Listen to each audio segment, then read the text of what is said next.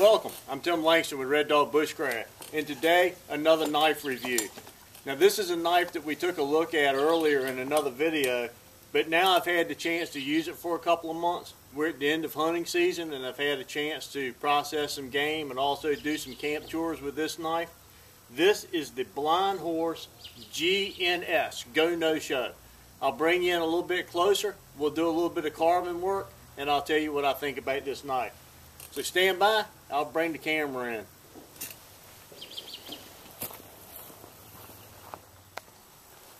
Okay guys, well here's a closer look at this knife. I bought this particular knife to have for a knife that I could use both around camp and something that I could use to process game. I wanted something that when I went hunting, it would be large enough that I could depend on. You know, if I got into a situation where this was my one tool option, I wanted something a little bit beefier, something with a full tang, and something with the quality that Blindhorse knives is known for. And I really like this knife. This has become one of my favorites. It's a very nice size. You can go on their website, you can check out their specs. But once again, like I said earlier, everybody wants to know about batoning a piece of wood, and I'm not a big baton guy, especially when you start talking about, you know, on the end. I believe in carrying an axe, but a knife does need to be able to baton if you're going to stake your life on it, especially that way.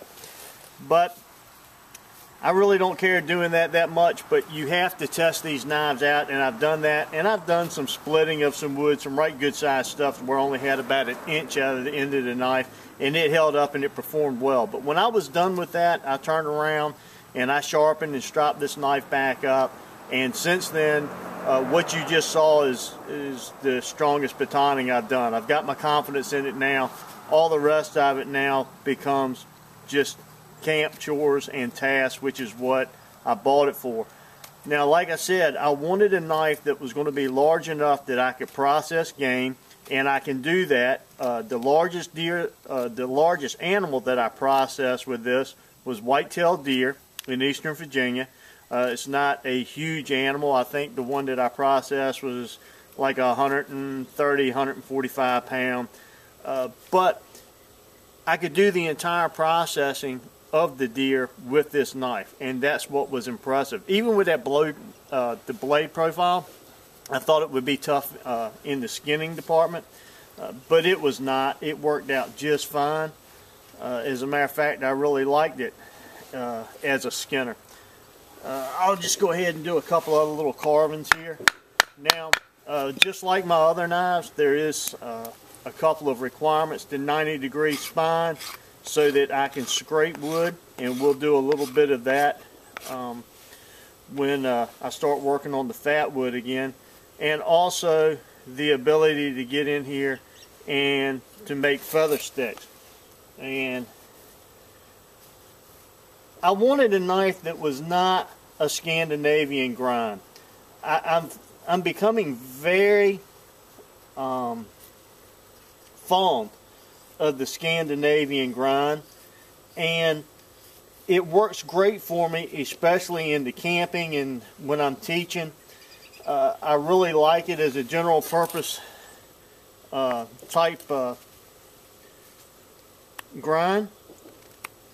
It's good for just about all carving and camp chores, and it's just so easy to sharpen and touch up in the field. It holds an edge so good for me. I really like it. But when it comes to doing my kitchen work, it comes to cooking meals, processing game, and skinning, I wanted to have two knives. So I bought the larger Pathfinder Scout, which is also a Blindhorse product, and then this to be my smaller knife. And even though this is my smaller knife, it is right good size to be considered your small camp knife. But I've always liked my knives a little bit on the larger size. Now, even with this taper, as you can see, it batons just fine.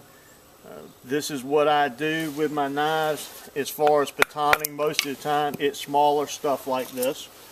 And the other test that I like to do is I like to see if I can make fire with this thing.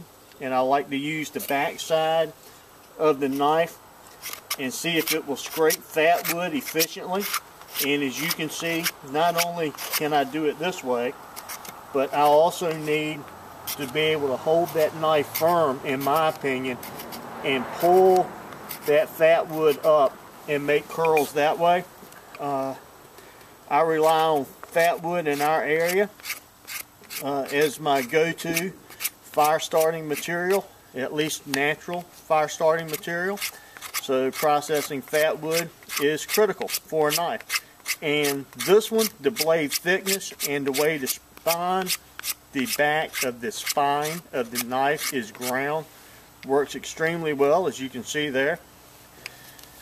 And will it feather? Oh yeah. Look how small those curls are.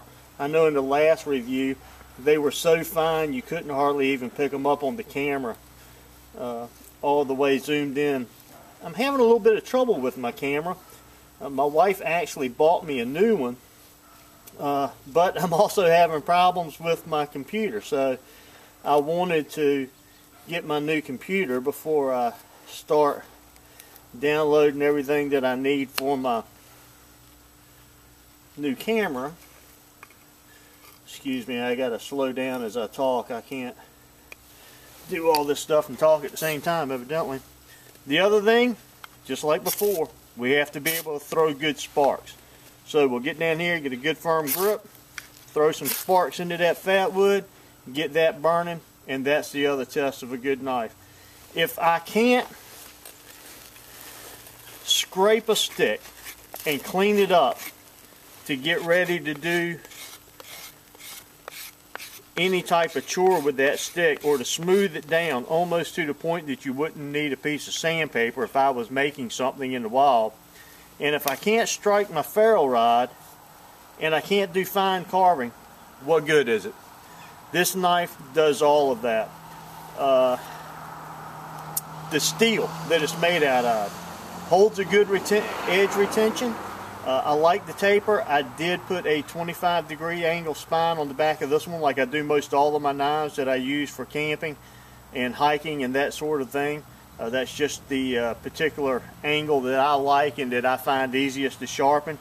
But the steel will turn dark. You can tell on this one that it turns dark. You can see the scratches in it. You can tell that it's being used. It's not going to stay pretty and pristine. If that's what you're looking for, you better pick a different steel. I try to take care of it. I mean, I wipe it down. You see there's no rust on it. It's pretty clean.